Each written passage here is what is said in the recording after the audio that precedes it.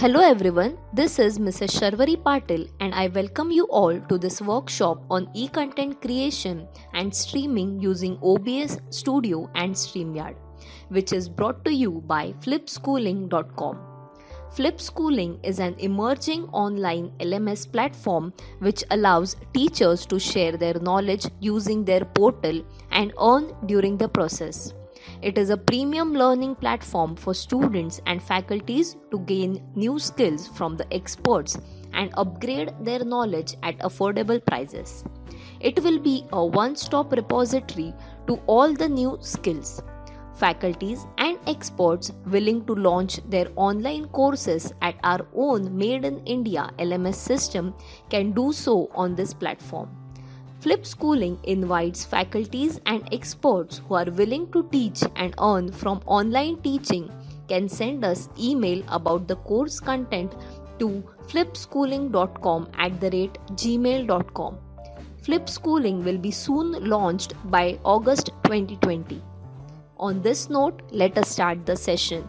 Now I request Mr. Sridhar Iyer to proceed with the workshop. Thank you. Hello everyone. I welcome you all to this workshop on e-content creation and streaming using OBS Studio and StreamYard. So before even starting with this workshop, let me introduce myself. My name is Sridhar Iyer, as you all know. I have pursued my master's and bachelor's in computer engineering from the University of Mumbai.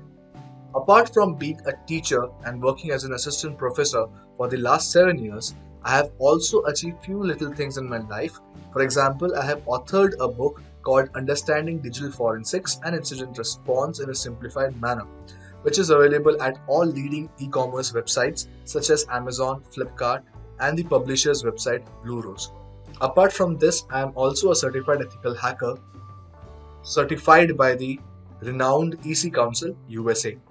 These are a few things about me. Apart from this, I also have this particular YouTube channel which I use to share my knowledge and learn in return from other fellow YouTubers and the community of teachers. So without wasting much time, let's get started with this workshop.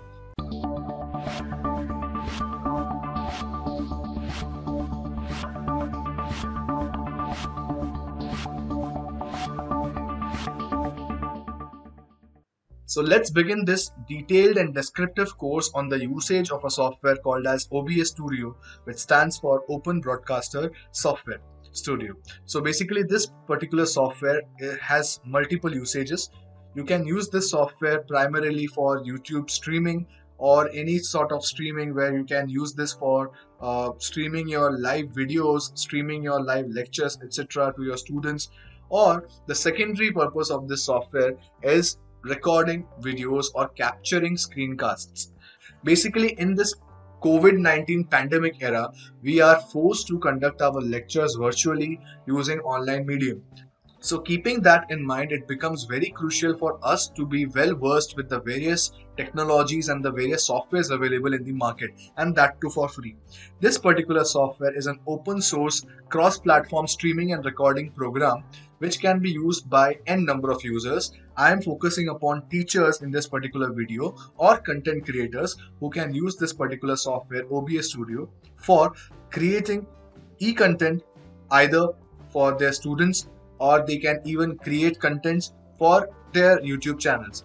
So let's get started. Open any of your internet browsers. I'm using Chrome over here, and in Google simply search for OBS Studio.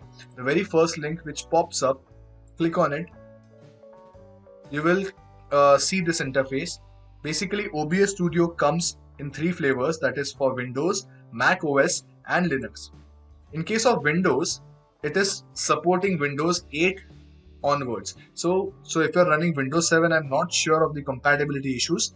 I'm having Windows 10 for this particular demo, so I will be using this software for my Windows 10 installation. Similarly, you can have this for Mac OS 10.13 plus versions and Linux distributions. Okay, so let me click on this. I guess it's around 70-80 MBs. Yeah, 70 MB. So let it get downloaded, and once it's downloaded, I can come back to you. Okay, so it's downloaded. Let me go back and open up this installer file. Okay, do you want to allow this app to make changes? Click on yes. Okay, Now again, it is asking me for the various options whether I accept the terms and conditions or not. It's a simple license, standard license agreement. Simply click on it, press next, give the path where you would like this particular software to be installed, and then carry on with the flow. Go on with the flow and let the software be installed on your machine. If you are not having any issues, it should simply install it on your machine. Or if you run into some kind of hiccups, for example, there might be possibility that some of the files might be missing in your system, then kindly press yes whenever you encounter such a prompt to allow the OBS Studio to download some libraries or redistributables so that a smooth functioning of the software happens. In my case, I had all the files and prerequisites for this particular setup. Okay, so my installation is done. Simply click on finish and let OBS Studio launch.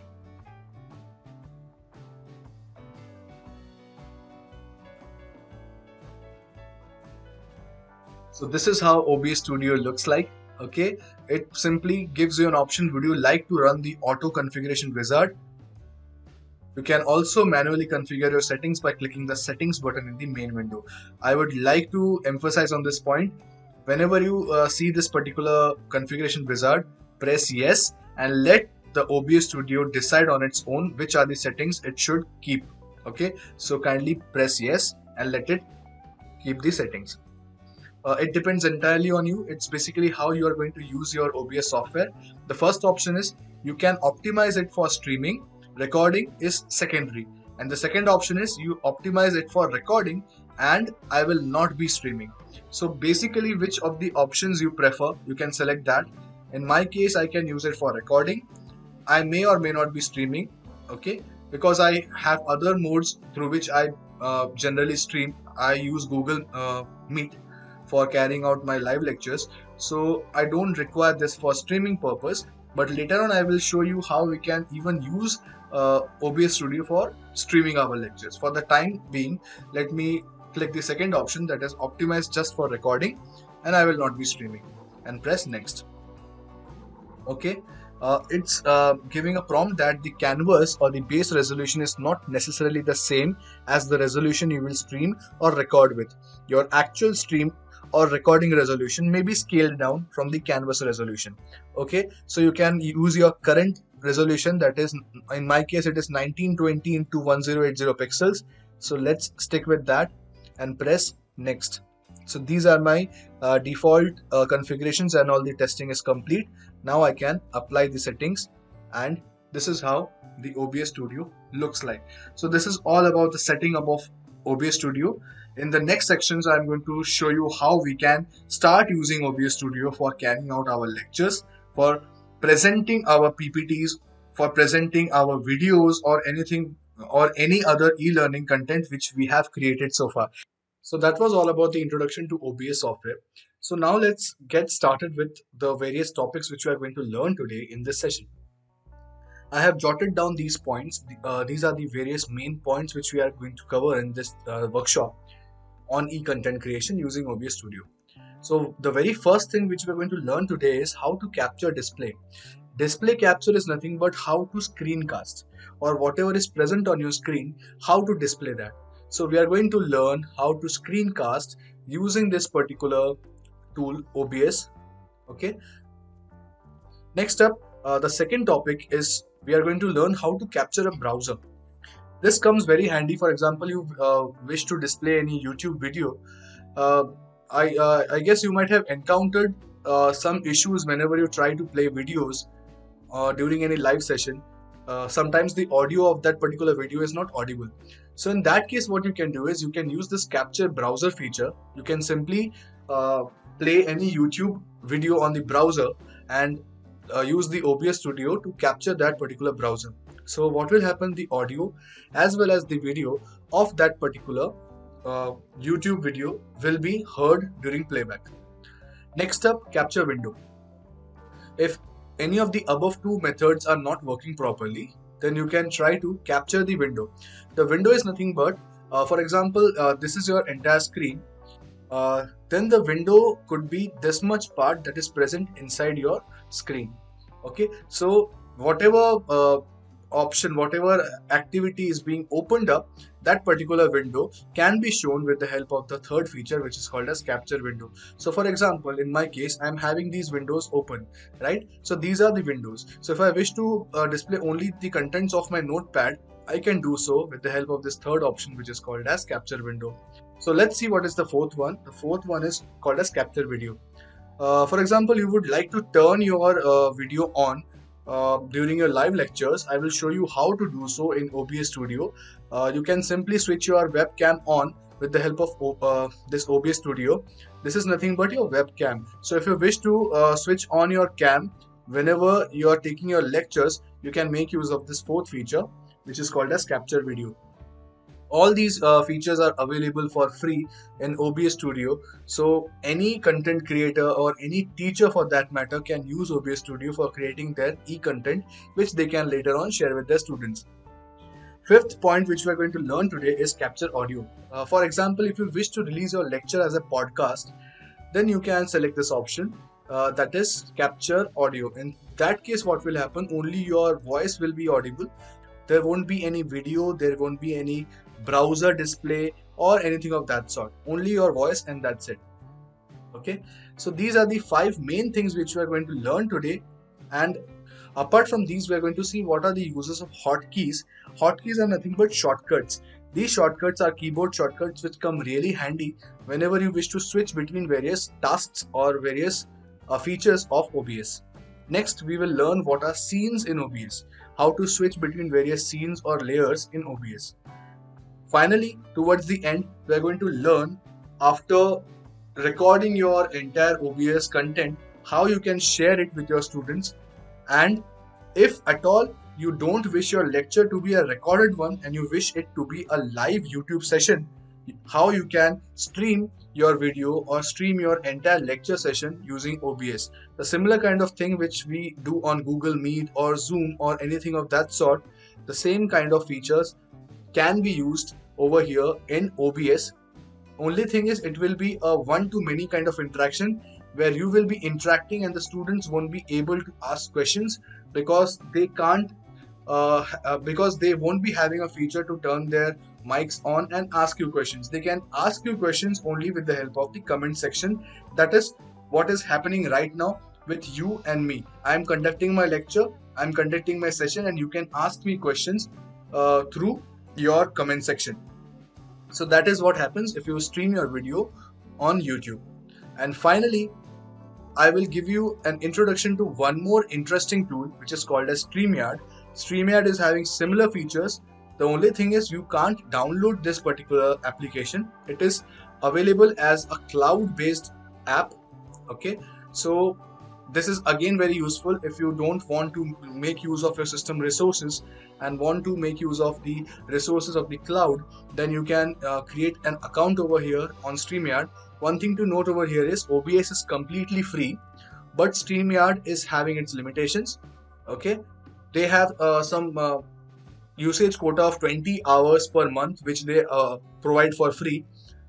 Each month you will get the quota refilled and you will get 20 hours each month for carrying out your live sessions. Okay, that is the only difference, and there are few advantages of StreamYard over OBS as well. I will discuss all of that in detail whenever we will reach this particular point in this session. So let's get started without wasting any much more time on this. Let's start the OBS Studio. Okay, so this is how our OBS Studio looks like. You will notice that it is not having anything on the screen being displayed. We have to do some changes. We have to do some additions to the settings over here to make the things work. The very first thing is we are going to capture the display. So first of all, how to capture the display? Over here on this corner, let me open up a software and then it will be easy for me to show you.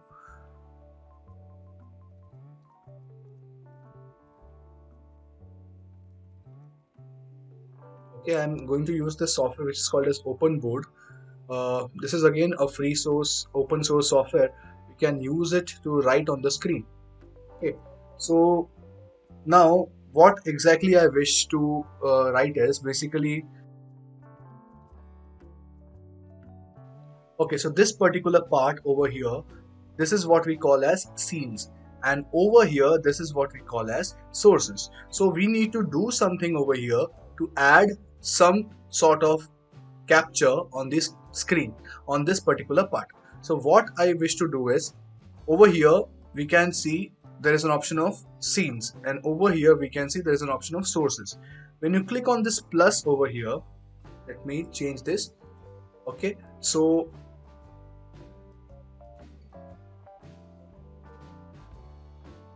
when you click on this plus, you will see that there are many options for you to select from. Okay, so first of all, as per our schedule, we are going to see how to capture a display. How to do so? Let me show you. Simply click on this plus button and go to display capture. Okay, when you click this display capture, it will ask you for some kind of name. Okay, you can keep it as it is and press OK. Once you press OK, you see this sort of display pops up. If you're having no issues with your system, if you're having no issues with the settings, then this is what will be displayed on your screen. But I know while you are trying this, you might face some sort of an issue. Even after clicking on this display capture, you will see a black screen only. Okay, so to solve that, I will show you how to proceed ahead. Simply type here graphics. Okay, the very first thing that pops up will be graphics settings. Once you click on this, something like this will be shown to you depending upon your operating system. In my case, I am using Windows 10, so it is what is being shown to me. In your case, it might be slightly different, but the theme will be exactly same. Okay, you need to type in graphics and then graphics settings will pop up and you should go over here. It will be by default set to classic app. What you can do is click on browse and go to the location where OBS Studio already exists. In my case, it is in Windows C, program files, and inside program files, this is the file OBS Studio. Click on it, go inside bin, then 64-bit, and this particular application you have to select and press add. So what you need to do next is click on this options button and you will see this as an interface. Over here you can see there are three options: set graphics preference to system default, power saving, and high performance. Now over here on top there are two options available: power saving and high performance GPU. Whereas the power saving GPU is using the dedicated Intel graphics and the high performance GPU is using the NVIDIA graphics drivers over here in my case. So what you can do is you can simply click on the power saving button over here, power saving option, and let the dedicated graphics be used for displaying the capture, or you can say for capturing the display. Clear? So simply click on save and close this, restart your OBS Studio, and that should do the trick. Is it clear now? So I've actually demonstrated you how exactly you can come out of that black screen of death kind of a error, or black screen of death kind of an issue, where even after adding the capture display or display capture option, you are still having the black screen. So that can be removed, or that can be eliminated by following the simple steps that I have shown you just now. So this is how we can complete our very first topic, that is capture display. Now I will show you how we can move ahead, how we can use this to carry out streaming or to carry out recording. Okay, so when we maximize this OBS Studio, you can see that at the bottom right there are few options: start streaming, start recording, studio mode, settings, etc. So for the time being, let's click on start recording so that we can finish up our very first topic, that is screencasting. Okay, so over here it's nothing but we are casting our screen, or we are sharing our screen. The same thing what we do whenever we take our online lectures on any particular medium, for example Google Meet, Zoom, or Cisco WebEx, any other software. Okay, so the same kind of thing we are going to do over here, but using a completely free software called as OBS. So click on start recording, and now the recording has started. Over here you can see that the recording is being continued it's 7 second, 8 second, the timer has started. So whatever I do on my screen, for example, let me open this particular text file. Okay, whatever actions I perform, if I play this small intro video, okay, everything whatever I do on my screen will be captured, will be recorded. Let me stop the recording and then let me show you how it actually happened.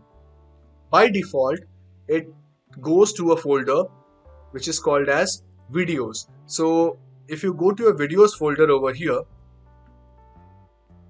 okay, that is your videos folder over here, you will see that this is the recording I was talking about. Or alternately, you can simply click on file and go to show recordings. This is what opens up. Now open it and check whether it's recorded or not.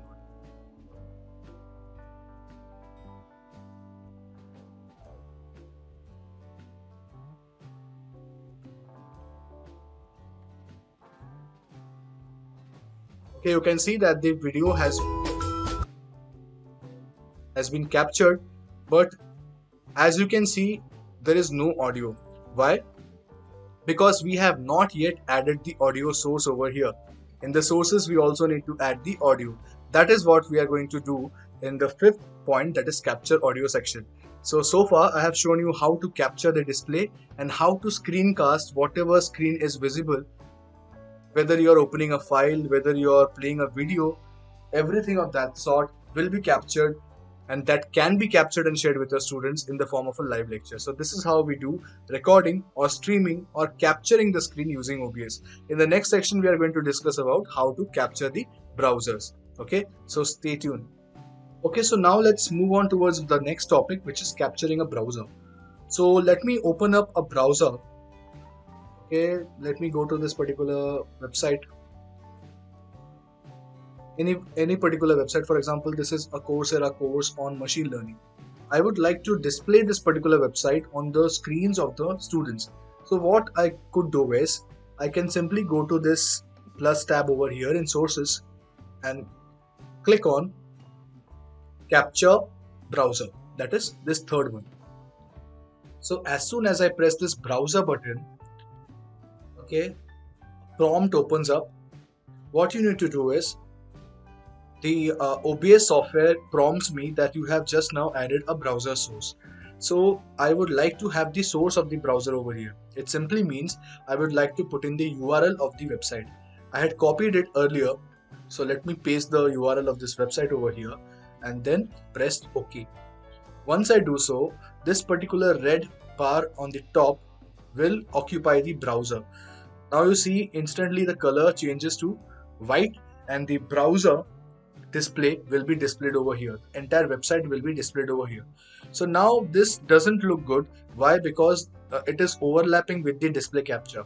So what I can do is, I can go to this small eye symbol over here. This eye symbol is nothing but the toggle button to hide or reveal the particular source. So over here, I would like to hide the display capture. So I will simply click on this and it will be hidden. Okay, now I can see that this particular website or this particular browser is displayed like this. So what I can do is, I can re-stretch it. I can stretch it whichever fashion I wish to, and then I can use, or even I can use the entire screen if I wish to. Okay, there are various options. For example, full screen like this. Okay, this is how your browser will look like. Or you can resize the output, scale filter, transform. Okay, you can click on this transform and then stretch to screen. So this is how the website will look like. But now what is happening, if I go to full screen view, okay, I can see that I am not able to interact with the website. So what I can do is, I can simply right click over there and go to this particular option which is called as interact. Once I click this interact, you can see that a small pop-up window of the browser appears. So now whatever operation you perform on this small browser, that will be highlighted on the main browser. So let me click this button over here. Whatever operation I would like to perform, for example, let me click on this button. Yeah, you saw that whenever I clicked on this, it was being highlighted on the main screen. So let's see what we can do. We can stretch this entire screen, okay, so that it will give a feel that we are actually interacting with the main website. Okay, so this is how it will look on the screens of the students. So they will basically they will be like interacting with the actual browser. Whatever operations you perform on a browser, the same kind of operation can be performed from within the OBS Studio software. So this is how we can add a browser. These features, this particular feature can be used in such a case where you would not like to reveal your entire screen, or you would like to display only a certain browser to the students, where you would not like to keep your desktop public to the entire set of viewers. In such a case, you can restrict your display screen and provide only a browser display to the students. So, okay, now if I click on this, I will simply go into the data analysis page and then machine learning and so on. So you can now interact with the browser from the OBS Studio itself. Okay, so this was all about how we can add a browser display in OBS Studio. So now let me toggle it off, okay, and get back the display capture once again. So now let's get back to the main topics which we are covering. The next topic is capture window. Okay, so it's also equally important. For example, now let me switch this off. So in some cases, you would like to allow the students to watch only certain sections of your screen, and you can be busy doing some other tasks at the background. So you may not wish those background tasks or processes be displayed to the students. So in such a case, we can also opt for the third type, that is a window capture. So just make sure that whichever window you wish the students to watch, you need to keep that particular window maximized. It can't be minimized at that point of time. Okay, so now keep it maximized. For example, I want this particular window to be displayed to the students. You need to keep it maximized. Go to the plus button in the sources and click on this window capture. Once you click on this window capture, you will be asked to give a name. For example, let me give it the same name only, window capture. And here in a list, you will see that these are the various windows which OBS has detected. Okay, so it is not always 100% accurate. Few of the windows may be open, but still those processes may not get detected by OBS. So in most of the cases, it identifies the processes, but in some rare cases, it may not identify a particular exe file or a particular executable file. In this case, it has identified that Microsoft Whiteboard is currently open and maximized. So click on that Microsoft Whiteboard. Rest, no need of any change over here.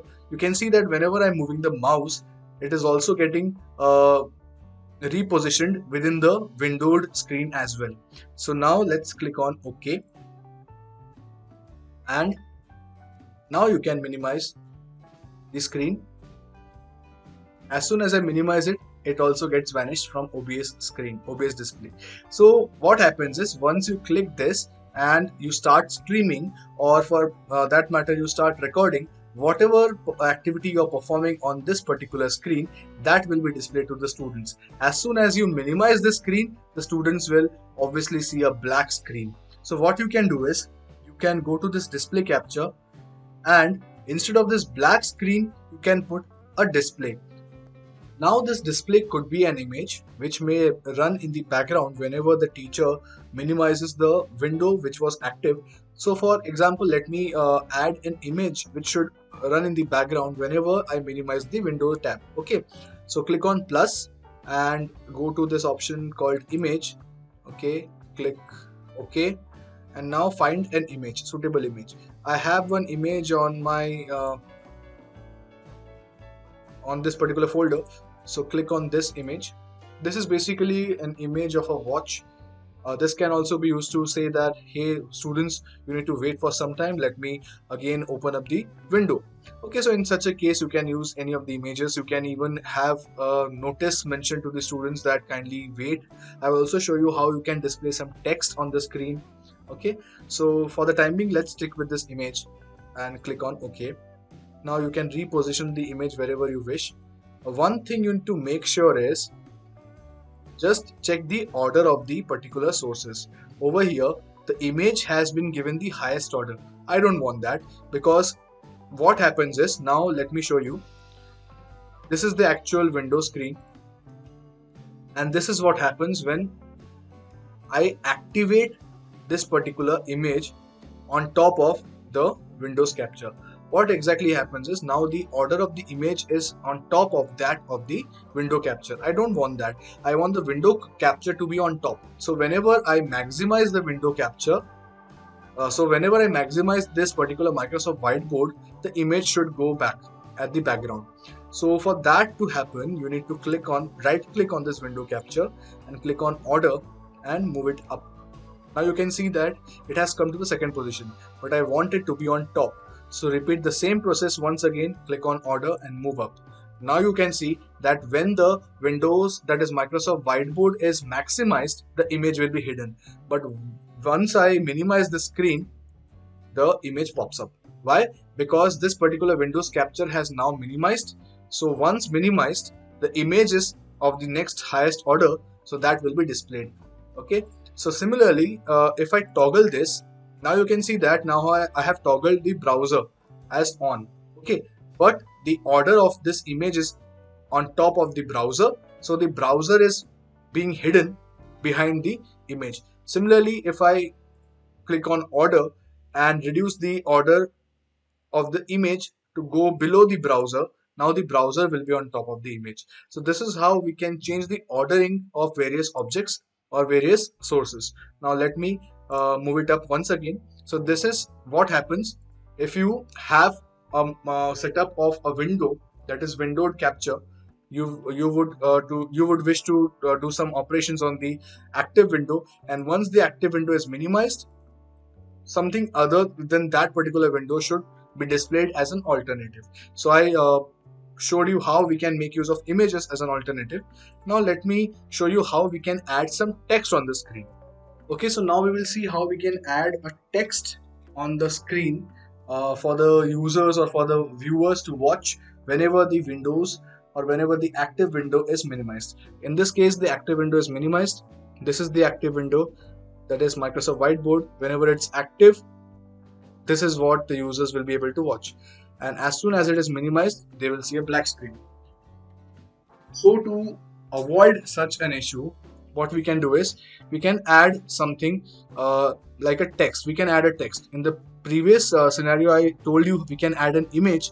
So in the same fashion, we can add a text also. So over here, click on this text, press OK, and type in whatever you would like to type. For example, I am talking with you all. So dear participants,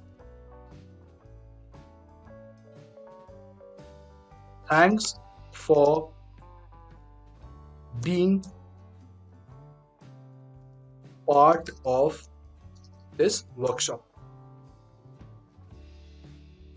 Okay. And before you press OK, you can explore the various options available. You can change the font of the particular text. You can give some effects over it. You can underline it. You can strike out. You can change the font size. You can keep it bold, whatever you would like to. You can keep it regular. Writing system, Latin, Greek, Hebrew, etc. And then press OK. Similarly, if you would like to change the color of the text, you can do so by clicking on this defaults button. Go to colors tab, select any color you wish. I would like to stick to white because my background is black, so it's better we stick with white. Okay, let me go to the properties once again. I actually forgot to save it, so all my data, all the text got erased. So let me save it first and then I will make the changes if needed. So again, I need to type in the same thing. Okay, so dear participants, thanks for being part of this workshop. Actually, I'm typing with one hand, so it becomes slightly difficult to type. Okay, press OK. So this is how it looks. Now it's too huge. I would like to reduce the size. So click on this top left corner and drag it inwards. Okay, you will see a drop in the size. Repeat it till you get the desired size you wish. Okay,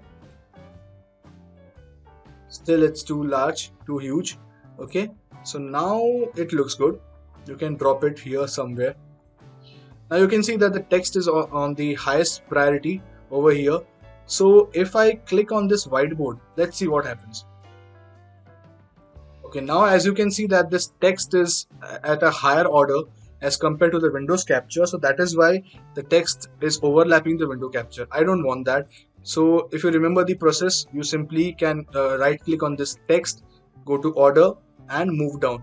But that is one of the methods. Let me show you one of the easiest method. The easiest one is actually very easy. What you can do is you can drag this text and place it below Windows capture. Isn't it intuitive? It is really simple. What you need to do is simply drag it and drop it. That's it. So now if I open the whiteboard, now you can see that you are not able to see the text. Why? Because the order has now gone down or gone below the Windows capture. So now if I minimize it, this text pops up because that is of highest priority right now after the Windows capture. Clear with this? Now if I want my image also to be a part of this black screen instead of this plain text, what I can do is I can toggle it on this time, okay, and then I can resize the image something like this. Now let's check what exactly happens when I minimize this particular tab. Over here it's perfectly fine, the window is active. If I minimize it, this is what is being displayed to the students or whoever is the viewer of your video. Clear with this? Now we can do further changes to this text. Want to see that? Okay, so if you click on this text over here, okay, select it and then press the right click of your mouse, go to filters. This is what is being displayed. You can add some effects to your text. Okay, now I would like to add some marquee effect or some scrolling effect. What I can do is simply click on this plus to add a new effect, and there are multiple effects available over here. We can change the color, we can change the luminosity, we can change the chroma value. Chroma is nothing but the transparency. The background of the particular text can be converted to a chroma key value. Okay, that is a kind of technical thing, so I won't go into that in detail. I'm interested in this particular option, that is scroll. So click on this scroll button, give it a name if you wish. I would stick to that, and I would like it to scroll horizontally. I can even scroll it vertically, but I would like to scroll it horizontally.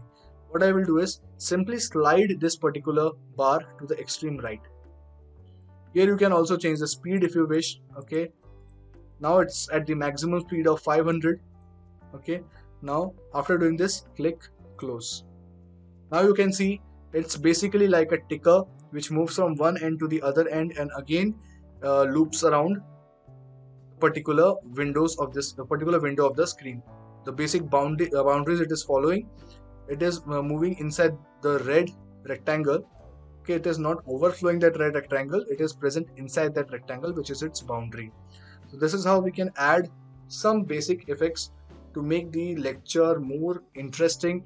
If by chance you are facing any technical issues, you're not able to go to the active window, what you can do is you can minimize your window and let this play in the background. Till you resume your lecture, this will keep on moving in the background. What this will do is this will basically add some kind of activity moving around in the background so that the students will also not get bored of the lecture. Clear with this? So we have so far covered these many topics: capture display, capture browser and capture window. Now we are going to focus on capture video and capture audio. So after doing that, it will be basically a complete package. You would be able to record your lecture if you have gone through these 5 modules or these 5 steps thoroughly. I request you to kindly practice these, because simply listening to the video, simply watching the video won't help your cause. You need to practice a lot. You can check this video as many number of times you wish, but if you're not practicing it, if you're not doing it hands-on, then after a few days you will actually forget what I had taught in that particular session or in that particular workshop, that is I'm doing right now. Okay, so you need to practice upon it. do some hands-on, and then I would be really happy, I would be really glad if you send me some lectures of yours which you have done using OBS software. Okay, so let me start with the next topic, that is fourth one, capture video. So the same thing happens over here. You have to go to the sources section and click on this plus. Over here, you have to select this option, video capture device. When you click on it, it will again follow the same process, give it some name, and after that your webcam will be open, and with the help of this webcam you will get a preview of your screen. Right now I am getting a preview of my screen over here. So what you can do is you can select this webcam, and if you're having multiple webcams on your machine, what you can do is on your scroll over here, I'm having two webcams. First is the actual webcam, and the second one is an application Droid Cam, which is basically used to create a virtual webcam sort of device using your application. So I can use my smartphone over here, and with the help of the smartphone I can project my smartphone camera as a webcam. So I'm not focusing on that, I am simply focusing on this by default webcam of my laptop. So click on that option, that is the HD camera, and then at the end over here you don't need to change anything else, simply click on OK. Okay, so once you click it, this is the preview of your video. So what you can do is you can click on it, and then you can slide it whichever way you wish. So right now you can either watch it in full screen. If you wish to watch it in full screen, what you can do is simply right click and then go to this particular option, transform, and then click on fit to screen, and now you can see that you can see your entire preview over here if you select fit to screen. But that is not required if you are conducting a video lecture, because all the time you won't want the students to focus on your face. What exactly you would like is you would like to jump in between your screen and your video, your PowerPoint presentations, etc. So what I can do is I will not select this full screen option. I will again go back to the previous option, that is I will I will resize it and make it suitable, something like this, so that I can place it on one of the corners of the video. You might have seen in various applications, for example Zoom, Google Meet, etc. you have a small snippet of your video running on the right hand side. So what you can do is you can place it somewhere like this, okay, or at the bottom right, whichever position you wish. And then what you can do is you can click on this particular tab, that is this image, and hide the image. Now this particular thing will keep on working on your screen, keep on displaying on the screen. Now if I select the actual window, this is what it looks like. Okay, so now you can move your video somewhere like this. Now whenever you're conducting the lecture, your actual screen will be this much and your video will be on the top right or top left, whatever position you wish. Okay, you can even keep on moving it in between your lecture at whatever position you wish. You can place it over there. So right now I am on the bottom left corner of my screen, and whatever I am teaching is on the rightmost corner. So this is how you can play around with this option, that is capture video. So now you can see that I am having 2-3 functions working together. First is the video capture device, this particular thing. Then the window capture, where I am writing my activities. Then the text, so for example if I minimize the screen, the text will be displayed. So let me move this up slightly, okay, and if I wish the image also to be visible, it will be something like this. So this is how we can play around with the various options of video capture, Windows capture, text, image, and what next? We also saw how we can capture a browser. So we have done 4 points, we have covered 4 points so far. Let's see how to capture an audio. So you simply need to add one more source, that is audio source over here. So go to audio and select audio input capture. Because I'm speaking something into the system, I'm using my microphone, so select audio input capture. Press OK. and I'm right now using a headset microphone. Okay, so you can use it, you can select whichever you wish and then press OK. So now whenever I'm speaking something, you can see that this particular green bar is moving up and down because this is the audio which I have captured right now. Okay, if I turn it off, you can see that there is no audio capture present right now. If I turn it on, toggle it on, now you can see that the green bar is moving. It simply means that my audio mixer or my audio capture device has been configured properly. Now let me quickly try to record something for you, and this will be a quick demo. I would like to record a small 10 seconds clip for you all. So what I can do is I can simply go to the active window and then start recording. Now the recording has begun. So what I can do is I can minimize this and I can display something. Okay, so now we have already covered capture display, capture browser, capture window, capture video, and now what we're trying to do is we have also added the capture audio section. So now let me close the recording and see if it's done properly or not. So go to your OBS and stop recording. So as you know, you need to go to the file section over here and click on show recordings. We previously had one recording. This is the second recording we have just now done. Okay, so let me right click it and play it for you, and let's see whether any audio is captured or not.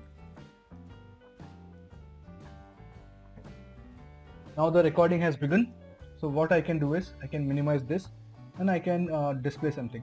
Okay, so now we have already covered capture display, capture browser, capture window, capture video, and now what we are trying to do is we have also added the capture audio section.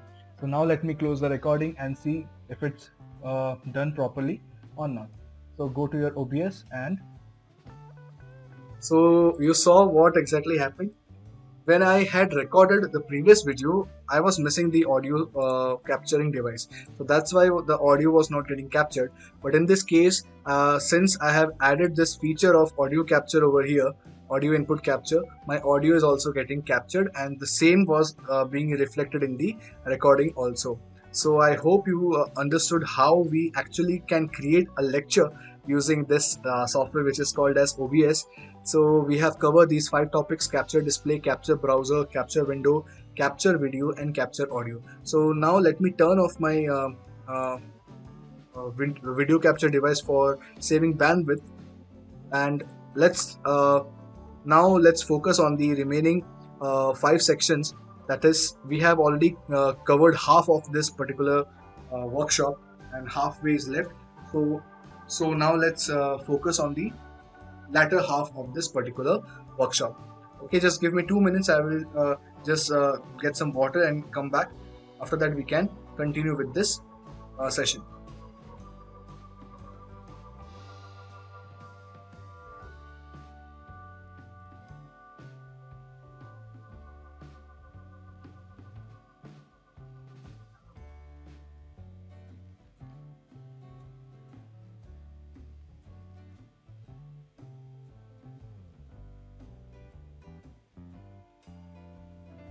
Okay, so next up we are going to see what are hotkeys in OBS. So hotkeys are basically keyboard shortcuts using which you can simplify your entire process.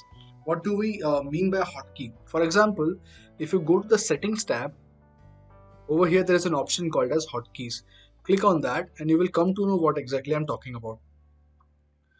Hotkeys are basically shortcuts. For example, if you want to start streaming or stop streaming, you can use any of the key combinations which you can press to start and stop streaming. Similarly, for recording, let me show you. Hotkeys are basically those keys which you don't use quite often. For example, I don't use page up and page down quite often. What I can do is click on this start recording tab and then press the keyboard shortcut. So for example, page up, I have pressed that particular key over there. Similarly, for stop recording, I can press page down, and once I'm done with it, I can go to the extreme end and click on apply to save it. Now Have a look over here. I have kept my mouse aside. I am just pressing page up right now to start the recording. You can see I have pressed page up and the recording has started. You can see my cursor that is far away from the button. Similarly, if I want to stop the recording, I can simply press on page down and the recording has stopped. So if you want to check the output, go to show recordings, and this is the third recording. Let me play it. You can see I have pressed page up and the recording has started. You can see my cursor that is far away from the button. Similarly, if I want to stop the recording, I can simply press on page down. So you saw how we can use hotkeys and make our job very easy. Now let me show you once again what are the various options we can do with hotkeys.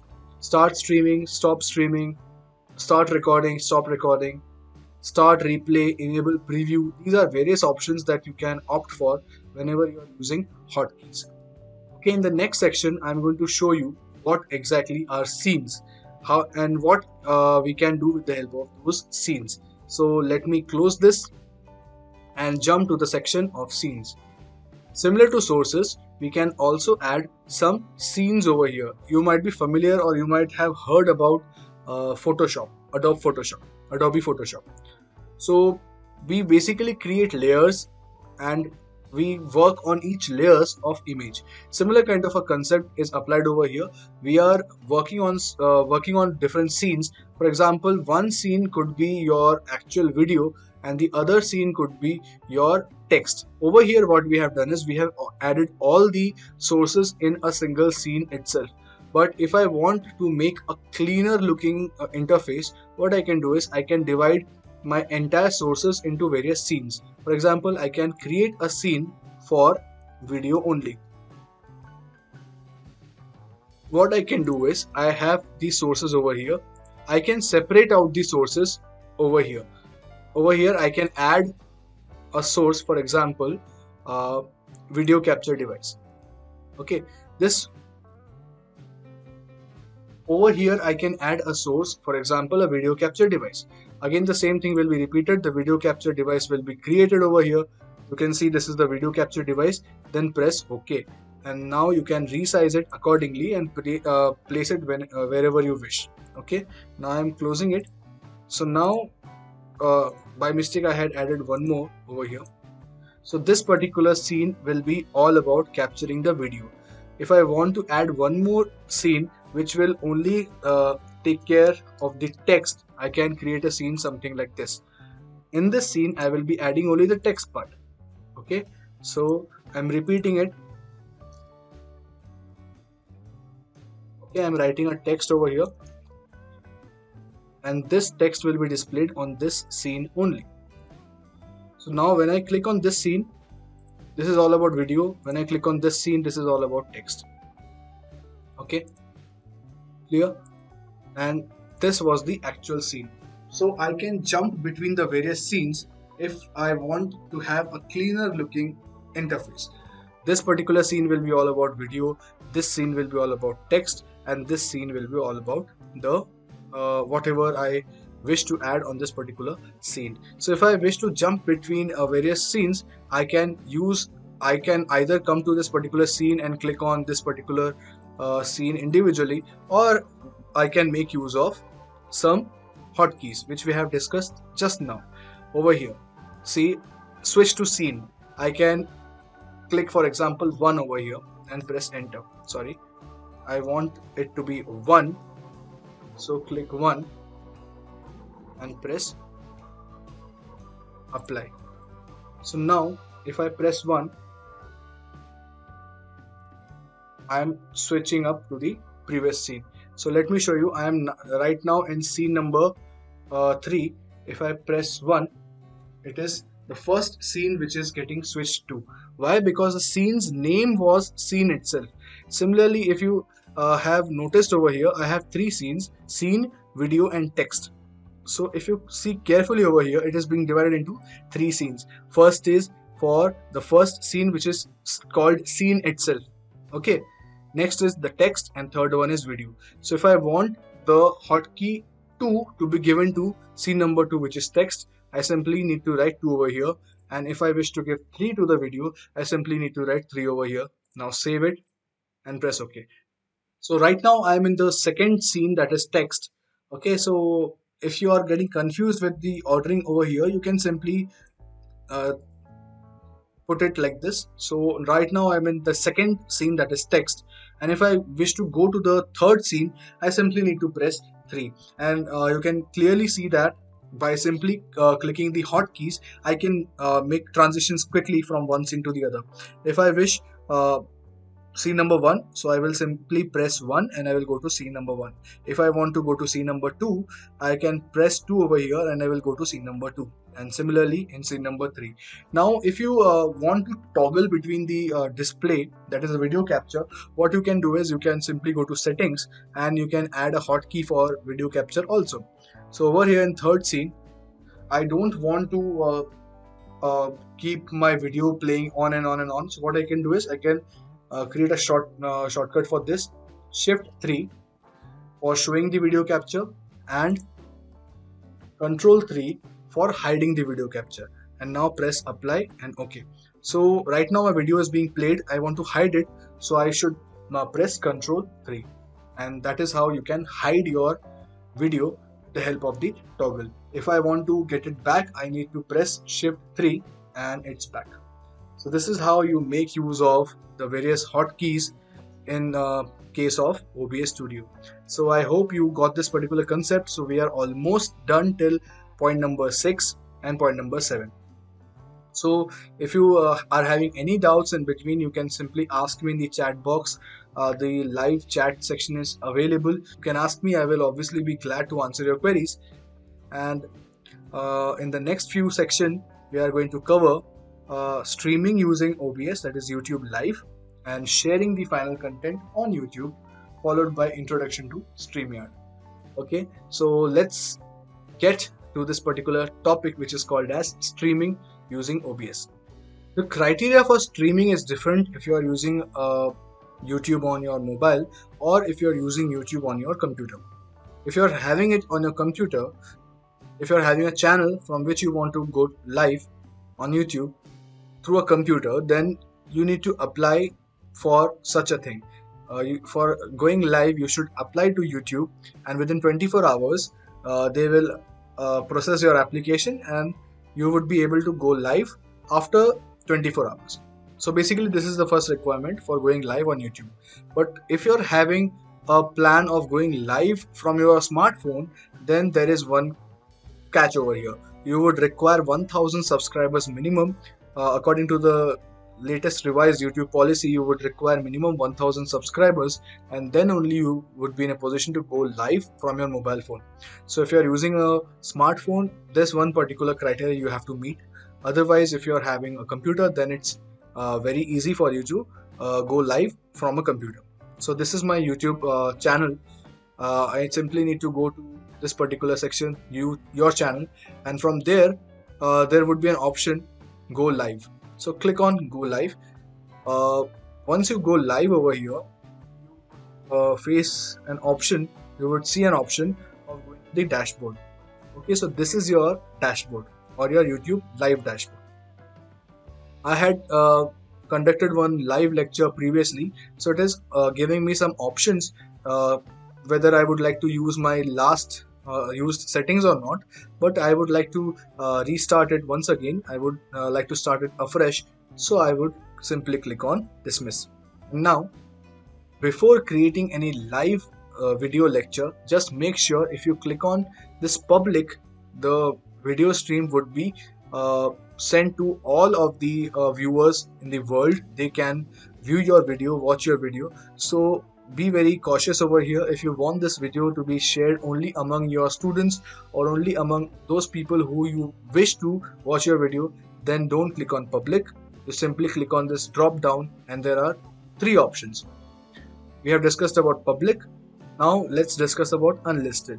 Unlisted option is the one where you would like to share this video only with those people who you wish. So in this case, you need to share the link with all those people, and then only they would be able to watch your video. And the third option is private, that is only you can watch your video. So for the time being, I am keeping the video unlisted. Okay, so only those with this link can view my video. Okay, or for safe side, I can even click on only you can view, because I'm just doing it for demo purpose. Next up, give a title to this. I'm giving a title OBS demo. Okay, and give a description. It's not compulsory, but at least write something. Next, this is the section or category. I'm doing it for education purpose, so I will stick to education. Schedule for later. No, I don't want to schedule it for later, but if I wish, I can schedule it for later.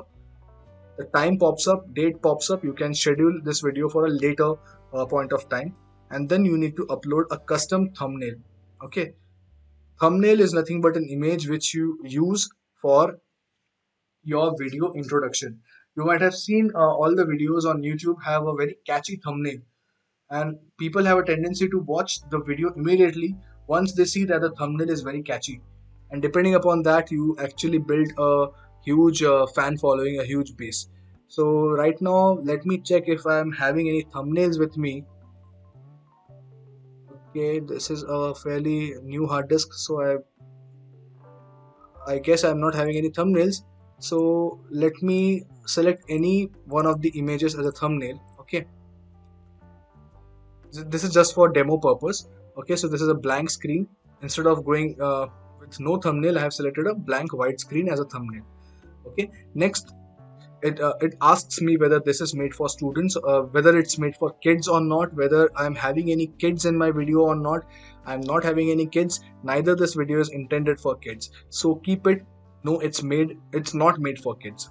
Okay, similarly, if there is any age restriction to my video, I don't want it restricted, because the content of the video is not made for 18 plus.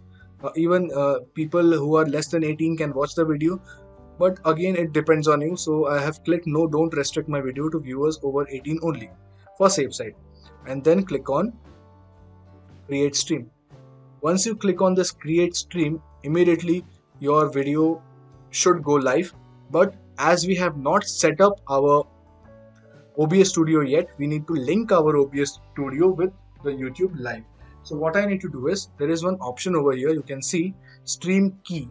Okay, you simply need to copy this stream key. I am not showing this stream key to you right now because it's very crucial, because if any person with a malicious intent gets a hold of this particular key value, he or she can hijack the particular YouTube session and try to masquerade me or try to impersonate me as Sridhar Iyer. Okay, so that can be avoided if you are not clicking on this particular button. You are not intended to view this particular code. You can simply copy it, and then you need to paste it in OBS, and I will show you how to paste it in OBS. Okay, now simply go back to OBS. Once you are in OBS, there is an option, go to settings. In settings, you will see that there is an option called as stream. Go to stream and select the service you wish to go live with. Okay, so now click on this drop down and you will see an option called as YouTube or YouTube Gaming. Click on YouTube Gaming and keep the server as it is. Paste the server key, which stream key which you had copied from there, and click on apply. Okay, and now your stream would have been enabled on this particular YouTube and OBS connection. Okay, so now I have connected my software with this, and in some point of time you will see that this particular software will get connected with YouTube channel, my YouTube channel. Okay, it takes a slight amount of time, and once it's connected, then you can simply press on this go live, and then the entire world or the people who you wish to share this video can watch your video live. Okay, so let this connect with my software, and after it connects, I will get back to you. I guess I missed a point. Over here you see that there is an option of start streaming. I forgot to click that. So now you need to click on start streaming, and then only your YouTube channel will identify your OBS software. Click on start streaming and then go back to YouTube, and you will see in some point of time it will connect with your YouTube channel, and then you would be able to go live. And now you can see on the top right, you can see there's an option of go live. It clearly mentions, looks like you are ready. Click here to start your streaming. And on the left hand side, you can see that YouTube is not receiving enough video. You can see the messages because of some network issues, because of some network health, the stream may be poor. Okay, right now you can see that because of a slight network issue, I am not able to get a clear picture, get a clear video. Okay, that's why it's saying that I might be having some streaming issues. Okay, but what you can see is my screen is actually getting streamed over here. If I zoom on it, I have maximized this video and you can see that my screen is playing whatever is being displayed on my desktop. You can see if I minimize this, this is what is being displayed on my desktop. So let me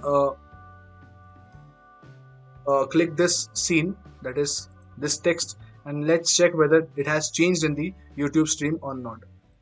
There might be a slight delay of 20 seconds or 30 seconds of sorts, because YouTube does that for causing less buffering of the video. So it plays the video with a slight buffer time so that people at the receiving end may get a better quality video. So within 20 to 30 seconds delay, whatever changes I have made on my desktop should highlight over here, and this is what we call as a live streaming. Live streaming on YouTube might not be 100% live. It might run with a slight delay of 20 to 30 seconds. As you can see, within 30 seconds or so, whatever I had streamed from my desktop is being displayed over here live. This is how we can go live on YouTube without much efforts. Obviously, it depends on your internet connection. Right now, my internet connection is not that strong. And as I'm speaking to you, before even completing my sentence, my connection has become excellent. So it depends upon the network connection, it depends upon technical issues. Right now my internet connection is excellent, so there might be very less buffering, very less delay. Over here you can see that there's an option of adding normal latency, low latency or ultra low latency. Basically latency is the delay I was talking about. If I go with normal latency, it is saying that it is best for highest quality playbacks and highest resolutions. If I go with low latency, it will be basically a near real life interaction. That is, it will be nearly a real time video. It will be played with slight buffer or slight delay. And if I select this ultra low latency, what it means is it will not be having any latency or any lag. It will play the video in real time as much as possible. It is basically being selected by gamers who would not like to have lag in their gaming playback. So it depends on you. If you want a smoother playback, then you can go with normal latency, where you are not interacting much with the participants. You can go with normal latency. Or if the interaction is there, if some sort of interaction is there between your participants and yourself, then you can go with low latency. And in scenarios where you would not want to have any latency of sort, then you can go with the third one, that is ultra low latency. So this is how we go live with YouTube. So I just showed you the preview. If I click on go live, I can actually go live on YouTube. So I have pressed go live. Now a link will be given to you. Okay, you need to share that link over here. You need to copy this link, share this link, and this is how you can go live on YouTube.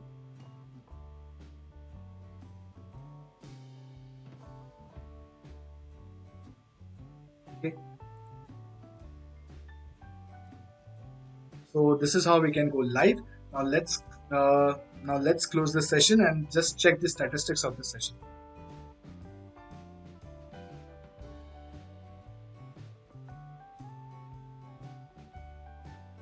Okay, so once your session is over, this is how the statistics are pointed out.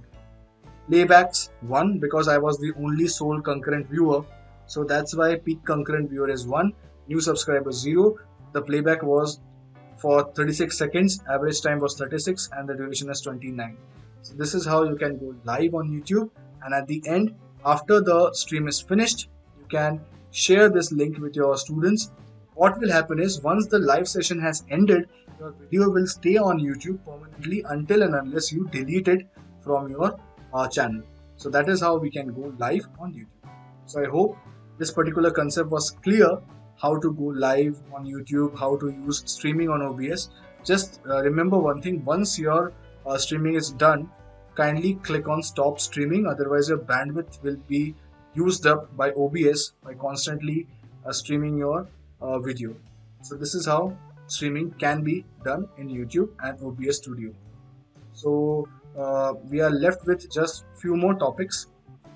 In fact, the last two topics, that is sharing the final content and introduction to StreamYard. I will just take 1 minute break and then come back, and after that we will discuss how to share the final content and what exactly is StreamYard.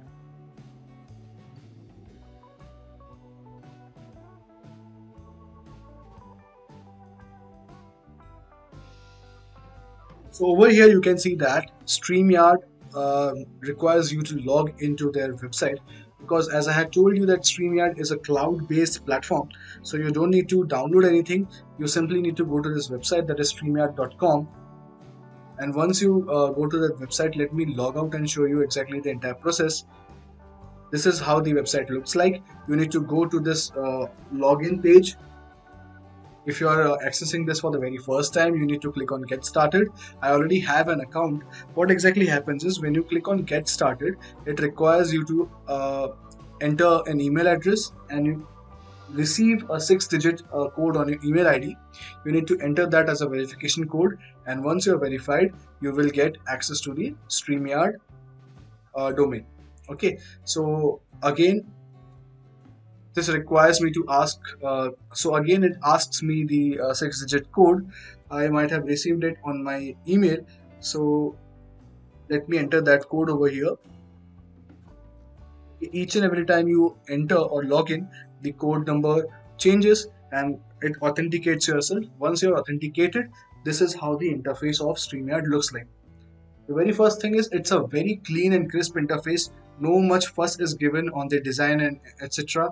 It's kept simple, simplistic kind of an appeal. So I am logging in for the very first time, so I am not having anything in the past broadcasts. I would like to create a broadcast. So for that, what you need to do is you need to click on create a broadcast. And in this case, you need to add a destination. This destination is nothing but your YouTube channel.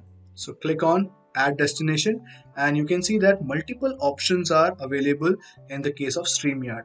As I had told you earlier that OBS and StreamYard are used to do similar kind of an operation, but you can't do recording on StreamYard. You can do streaming pretty well on StreamYard, but OBS scores well in that particular area. But similarly over here, OBS has got some drawbacks also, which can be overcome by StreamYard. For example, StreamYard is having an option of adding multiple collaborators or multiple resource persons to the same streaming session, which OBS doesn't have. OBS can work with only a single person who is streaming from his or her end. That's it, and the rest will be the students, or rest can be the viewers or participants of that particular session. But in this case, you can add multiple resource persons. I guess it can be added till 4 resource people to a same session. So now let's get back to this. Add a destination. If I am not wrong, you can add a destination from here. Your YouTube channel can be added.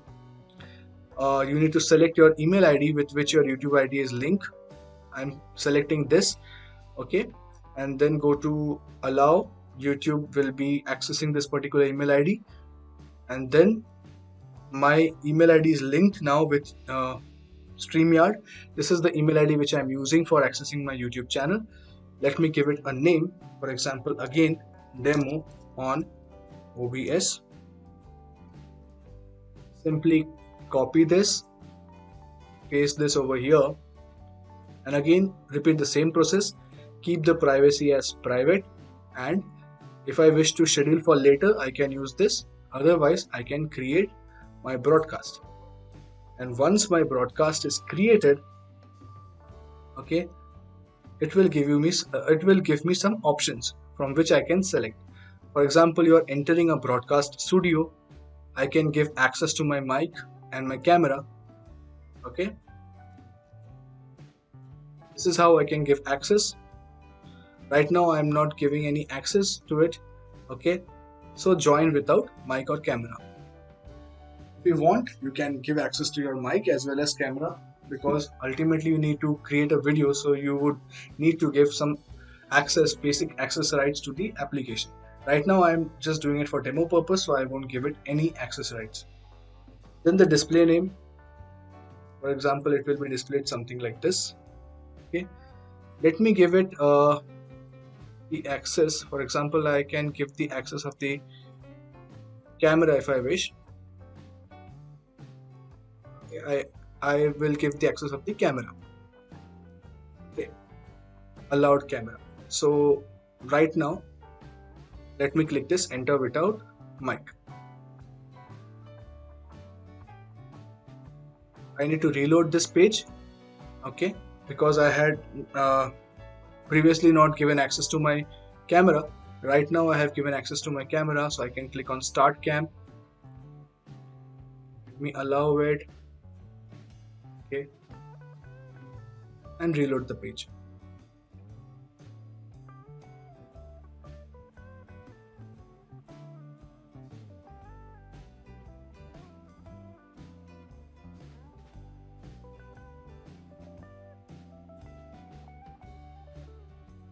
You can also add some background over here, backdrop. Okay, so let me enter without the camera. So this is how the StreamYard looks like. Right now I have not given any access to the camera or the mic, because I am also using it for OBS, so that might be a reason that it is not giving the access, because right now you can see that OBS is also using the same mic and same camera. That's why I can't have multiple applications using the same mic and camera. That's why it's also mentioning that close any other applications that might be using a camera or mic. So right now I can't close OBS, so that's why I'm not giving any access rights to this. So as I was saying that I need to connect over here. Okay, as my audio and video is not started, what I can do is I can temporarily close OBS. Okay, and now let's try to get back by reloading this page and check whether it's accessing the camera or mic. Okay, right now you can see that it is accessing the camera. Okay, let me do some tweaks over here. I don't want that green screen, so I will click on none. And next up, what I can do is I can change my background. And what else? Okay, so I'm also not familiar with this application as much. I use OBS only, so I'm also trying it out along with you. So you can click on the various options available. I can keep the camera as it is. I can test my audio. Okay, and then what we can do is we can have a name over here. My name is being displayed over here. So let me mute my camera and then enter the broadcast studio. So once you have created this, you need to click on this particular button, add to stream. Otherwise this stream will not be added. So click on add to stream, and then you can see that your screen is visible on top. Now what you can do is you can as explained earlier, you can have some banners, you can have some branding, etc. For example, let me create a banner.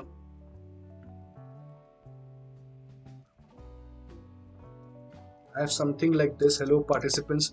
The same thing you saw in OBS also. So I can scroll the banner like this. Okay, if I click on show, this is how the banners will move. So you can see it's a cool feature in this particular software StreamYard, which was not available in OBS, or it was kind of tricky in OBS. Okay, so similarly you can use other banners also, use banners to summarize your talking points and display call actions. So I can keep on changing the banners from here, and those messages will be automatically displayed in real time on the screen.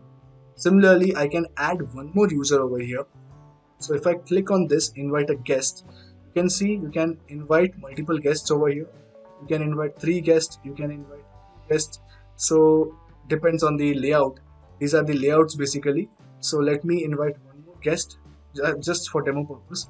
So if I click on this, okay, it gives me an option to invite other guests also. Okay, you can click this, you can invite a person over here. Simply copy this to your clipboard and you can send it via mail to any of your friends. For example, let me send this to one of my, let me send this to me only. I will log in with a different email ID.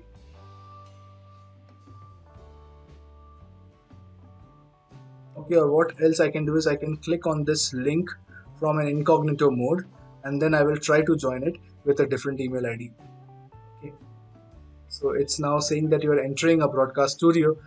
Allow mic and other accesses. Now I can simply write a name as Sridhar 2. Now let's enter the broadcast studio. So again, similar thing. You have to basically I am at the receiving end. So what exactly should happen is the actual host, that is Sridhar 1 over here, should add Sridhar 2 to the stream. So now you can see you can have multiple people joining the same link, joining the same session with the help of this particular option, that is add users or invite users. So this feature was not available in OBS Studio, but this cool feature is available here in case of StreamYard. So these are few distinguishing features which StreamYard has, and after you're satisfied with everything, the same way you can go live over here and the same dashboard will be visible over here as well. So as this particular video is unlisted, or I can say private, I have no issues going live. So I can go live over here and let's see what happens. So right now you can see on top I'm live. So if you want to share this particular video with all, you can share this link. Okay, you can go to settings. Okay, over here let me check how to share the videos, how to share the link with others. You can simply go to edit. Okay, yeah, over here if I press on this particular avatar of mine, I can click this view on YouTube and the actual YouTube link will open up, continue to YouTube, and this is how it looks live on YouTube. So it's very cool. Now you're watching me live on YouTube. Okay, so this is how it looks live if we stream using StreamYard. So that's pretty cool. And if we close this, we need to click on end broadcast. And that is how we can have multiple people joining in the same session using StreamYard, which is not quite possible, or which is quite difficult if we use OBS. So how did it go? It went pretty well because this was my very first time I was using StreamYard. I had heard about this tool before, but I was not well versed, so I just wanted to try it out. That's why my main focus was not on this tool. My main focus was on OBS, but I wanted to give you an intro of this tool, StreamYard, because few of my colleagues had used this particular tool and they also asked me kindly go for a video on this. So I just tried to give a recap. So I just tried to give a brief introduction of what exactly this software is. Okay, one of the restrictions of this software StreamYard is you can only use it for 20 hours for a particular month. And if you are having a huge what you can say, if you're having a huge demand for these online videos, then you can think of clicking the upgrade button and going for an upgrade.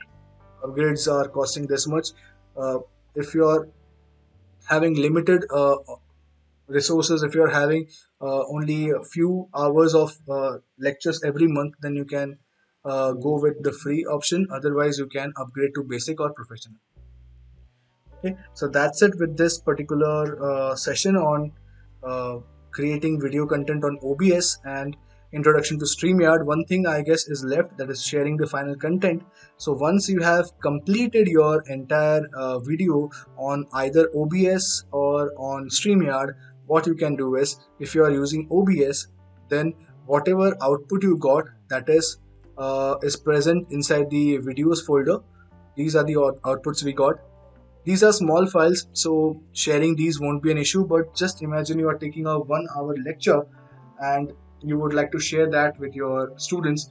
That becomes really difficult because it's really huge. So in such a case, what you can do is you can simply upload the video on YouTube, keep the video unlisted, and share it with your students. So that comes really handy because whenever the student wishes to watch the video, they can simply go to YouTube or search your name, or they can even find the link which you had shared with them either on Google Classroom or by Gmail or Drive or whatever.